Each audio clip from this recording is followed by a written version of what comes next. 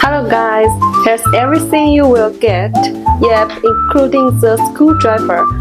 Now let's install it. First, tighten the screw to make sure the shelf is steady and stable.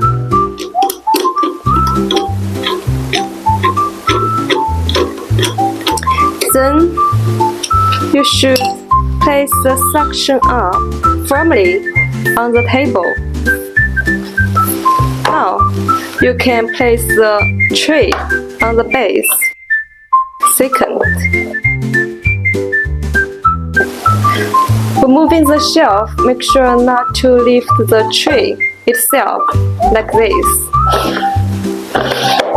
Just pull it parallel to avoid any damage. Now, add the bottles, pens, or anything you like. This is 4-inch flower pots, and this is 3-inch flower pots.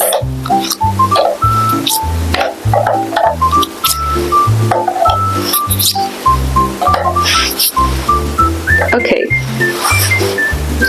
the tray spins 360 degrees for easy access from any angle, keeping your space neat and tidy.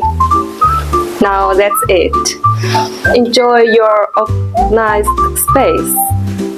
Thanks for choosing our product.